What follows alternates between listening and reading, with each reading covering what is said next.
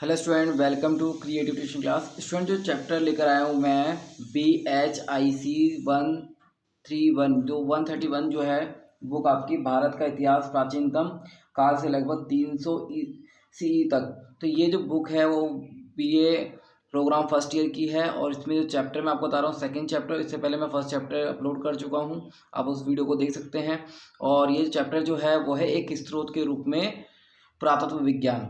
तो ये पुरातत्व विज्ञान जो है और प्रमुख पुरातात्विक स्थल, उसके बारे में क्वेश्चन में एग्जाम में पूछा जाता है। अब मैं ये आपको एक तरीके से शॉर्ट तरीके से बताऊंगा। तो यदि आप इस चैनल पर नए हो और आपने अपने चैनल को सब्सक्राइब नहीं किया है तो प्लीज़ नीचे दिए गए सब्सक्राइब के बटन को क्लिक करें और चैनल को जल्द से जल्द सब्सक्राइब करें और बेल आइकन का बटन जरूर दबाएं ताकि जो भी वीडियो आते हैं इसकी नोटिफिकेशन आपके पास जल्द से पहुंच सके। तो स्टार्ट करते हैं। पुरातत्व विज्ञान।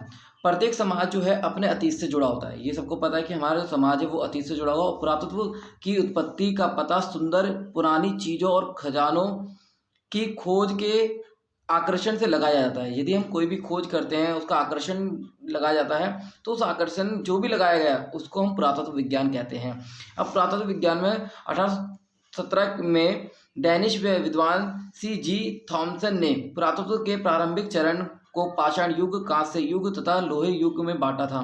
नेक्स्ट जो है, भारत में भी पुरातत्व की शुरुआत ऐसे ही हुई और यह प्राचीन वस्तुओं को इकट्ठा करने की कला के बाद औपनिवेशिक काल के दौरान हुए साहसिक खोज के साथ शुरू हुआ। जैसे जैसे खोज होती गई वैसे वैसे पुरातत्व विज्ञान बढ़ता गया।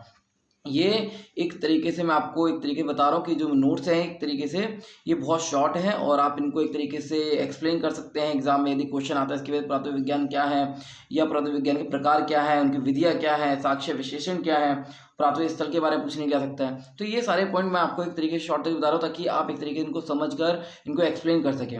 तो मैंने अभी तक बताया कि प्रत्येक समाज जो है अपने अतीत से जुड़ा हुआ होता है। प्रत्येक और पुरातत्व की उत्पत्ति जो है सुंदर पुरानी चीज़ों और खजानों की खोज के आकर्षण से होता है। नेक्स्ट 1817 में डैनिश जो विद्वान CJ थॉमसन ने पुरातत्व के प्रारंभिक चरण को पाषाण युग, कांस्य युग और लोहे युग में बांटा था। ये बहुत इंपॉर्टेंट है, इनके बारे में आप एक्सप्लेन कर सकते हैं और ये जो है नेक्स्ट चैप्टर में आप पढ़ेंगे। भारत में भी पुरातत्व की शुरुआत ऐसे ही शुरू हुई। ये प्राचीन वस्तुओं को इकट्ठा करने की कला है के बाद में औपनिवेशिक काल के दौरान हुए साहसिक खोज के साथ शुरू हुआ। नेक्स्ट है, पुरातत्व का साधारण रूप से यह अर्थ है कि जिस युक्ति से धरती में दबे इतिहास के पन्नों को उजागर करना या किया जाता है उन्हें पुरातत्व सुस्पष्ट भौतिक अवशेषों के अध्ययन का विषय है। तो सबसे मेन, यदि जो भी उत्खनन किया जा रहा है, पन्नों को उजागर किया जा रहा है तो उसको हम पुरातत्व विज्ञान के अर्थ के रूप में देखते हैं। पुरातत्व सुस्पष्ट भौतिक अवशेषों के अध्ययन का विषय है। ये क्या है, जो भौतिक जो अवशेष होते हैं उनका एक तरीके का विषय माना गया है।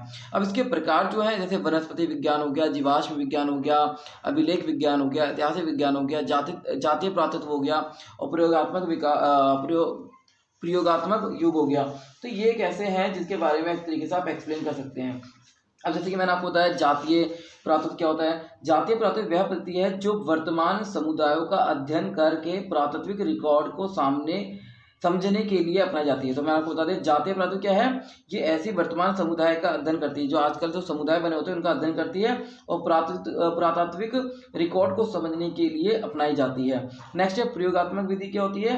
प्रयोगात्मक पुरातत्व के तहत प्राचीन व्यवहार प्रक्रियाओं को समझने के लिए पुरातत्विक नियंत्रित स्थितियों के तहत प्रयोगात्मक पुनर्निर्माण को दोहराने का प्रयास करते हैं। तो मतलब जो भी इतिहास है उसको प्राचीन व्यवहार को अपनाना और उसको देखना, ये प्रयोगात्मक पुरातत्व के रूप में देखा जाता है। वनस्पति विज्ञान में हम कृषि के बारे में पढ़ते हैं। जीवाश्म मतलब जो जमीन के जो भी उत्खनन के द्वारा प्राप्त हुए उनके बारे में पढ़ा जाता है। अभिलेख जो राजा महाराजा द्वारा प्रचलित किए गए, तो आप इनको एक्सप्लेन कर सकते हैं। नेक्स्ट है कि पुरातत्व विधियाँ जो हैं वो क्या क्या है। पुरातत्व विधियाँ जो है, एक तो है आपके पास पुरातात्विक अन्वेषण और एक प्राथमिक खुदाई। प्राथमिक अन्वेषण क्या होता है, पुरातात्विक अन्वेषण में स्थलों के सतह पर पाए जाने वाले अवशेषों के आधार पर पुरातात्विक स्थलों की जांच की जाती है और दूसरे शब्दों में पुरातात्विक ने सतह पर पाए जाने वाले अवशेषों के आधार पर बिना खुदाई किए उन स्थलों की जांच की। यह अभ्यास पुरातात्विक स्थलों का पता लगाने के साथ शुरू होता है। पुरातात्विक द्वारा यह कार्य एक क्षेत्र या किसी क्षेत्र में पुरातात्विक स्थलों को खोजने के लिए किया जाता है। तो ये मैंने आपको पुरातत्व अन्वेषण बताया। अब पुरातत्व अन्वेषण के बाद आता है प्राथमिक खुदाई, कि प्राथमिक खुदाई क्या होती है। अब इसमें क्या है, भू सतह के अन्वेषण से अतीत के बारे में कुछ सवालों के जवाब देने में यह मदद मिलती है। और ये क्या है, इसमें क्या होता है, क्योंकि सतह के एकत्र किए गए पुरावेश जो होते हैं हमारे अपने मूल संदर्भ में नहीं पाए जाते, क्योंकि सतह पर उनकी उपस्थिति उन गतिविधियों का एक परिणाम है जिन्होंने मूल अभिसाक्ष्यों को प्राप्त किया। उदाहरण के लिए बारिश की कटाव, जुताई, जानवरों के दफनाने आदि के कारण सतह के पास पुरातात्विक जमाव का विस्थापन हो सकता है। तो ये प्राथमिक खनन का एक तरीके एग्जाम्पल दे रखा था। नेक्स्ट, प्राथमिक उत्खनन मुख्य रूप से विभिन्न विधियों के संबंधित अवशेषों को काल अनुक्रमित, मतलब एक तरीके काल के अनुसार उसको लगाना और संदर्भ को समझने के लिए स्तर विज्ञान की अवधारणा को नियुक्ति करता है।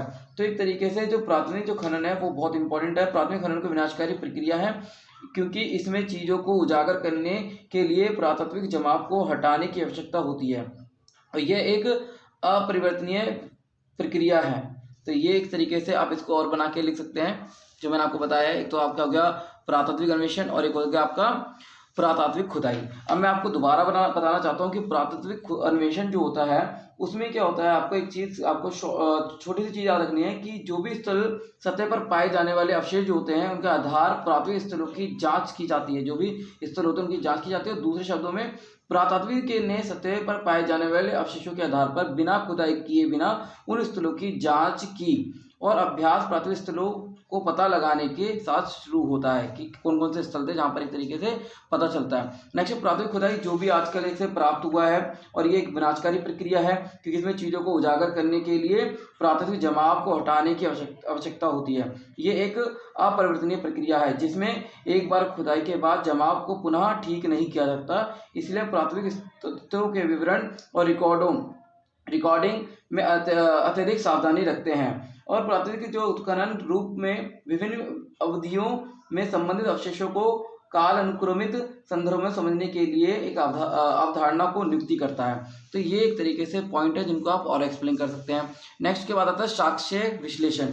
साक्ष्य विश्लेषण जो है बहुत इंपॉर्टेंट है। ये भी तिथि निर्धारण की तकनीक। तिथि निर्धारण मतलब पुरातात्विक शोध में जो प्राथमिक सवाल उठता है वह है कि विशेष वस्तु या पुरातात्विक स्थल कितना पुराना है। दूसरे शब्दों में वह किस समय के हैं। ये बहुत इंपॉर्टेंट है। और यह है टाइपोलॉजी, स्तरीकृत अनुक्रम और शैलीगत विश्लेषण जैसे पारंपरिक तरीकों के कालक्रम के बारे में व्यापक निष्कर्ष निकाले जा सकते हैं। मतलब तिथि के अनुसार हम ये सारी चीज़ निकाल सकते हैं और इसे सापेक्ष तिथि निर्धारण के रूप में जाना जाता है। और पेड़ों में वलयों की वार्षिक वृद्धि तिथि निर्धारण के लिए भी इस्तेमाल की जा सकती है। तो ये मैंने आपको बताया तिथि निर्धारण की तकनीक। अब आते हैं उत्पादन तकनीक की प्रक्रिया।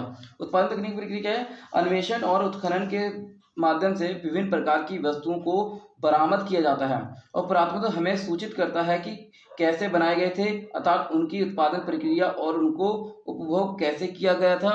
उसके बाद पुरावशों को दो श्रेणियों में विभाजित किया जाता है, एक तो अपरिवर्तित और एक परिवर्तित। अपरिवर्तित श्रेणी की वस्तु के स्वभाव में एक समय के बाद बदलाव नहीं होता, तो ये क्या आपका अपरिवर्तित। और परिवर्तित जिसमें एक तरीके एक समय के बाद परिवर्तित मतलब परिवर्तन देखने को मिलता है। ऐसी सामग्री शामिल होती है जो उत्पादन प्रक्रिया के दौरान स्वभाव और रूप में बदलाव मिलती हैं। तो ये एक तरीके से दो विधियां हैं जिसको आप एक तरीके एक्सप्लेन कर सकते हैं। उसके बाद जो है स्थल के बारे में पूछा जाता है कि उसके स्थल क्या थे, तो वो भी मैं आपको बता दूं। एक तो था मानव निर्मित उपस्कर। पुरातत्व उन अवशेषों के अध्ययन पर आधारित है जो मानव द्वारा बनाई गई हैं। देखो हम जो भी अवशेषों को अध्ययन करते हैं जो मानव के द्वारा बनाई गई और ये अपरिवर्तित वस्तु हैं। अवशेष महत्वपूर्ण तथ्य प्रदान करते हैं जैसे कि उनके उत्पादन की प्रक्रिया, कच्चा माल जिसमें वह बने हैं, उनके उत्पादन में शामिल तकनीक, वस्तुओं का उपयोग आदि। ये सारे मानव निर्मित है जिनका हम तरीके अवशेषों को अध्ययन करते हैं। पुरातत्व स्थल क्या होते हैं? पुरातत्व स्थलों पर मानव निर्मित उपस्कर जो होते हैं पर्यावरणीय अवशेषों और तथा संरचनाएं एक साथ पाई जाती हैं। पुरातत्व स्थल एक ऐसा स्थान है जहां मानव गतिविधियों के महत्वपूर्ण चिन्ह मिलते हैं। और दूसरे शब्दों में यह एक ऐसी जगह है जहां इंसान ने अतीत में कुछ गतिविधियां की थी मनुष्य द्वारा गुफाओं में चित्रकारी करने से लेकर पिरामिड बनाने तक इसमें एक तरीके से वर्णन मिलता है। तो ये जो चैप्टर मैंने आपको बताया, ये एक तरीके से आपको शॉर्ट तरीके से बताया ताकि आपको एक तरीके हेल्प हो सके। तो उम्मीद करता हूँ कि वीडियो अच्छी लगी, इसको लाइक और शेयर जरूर करें। धन्यवाद।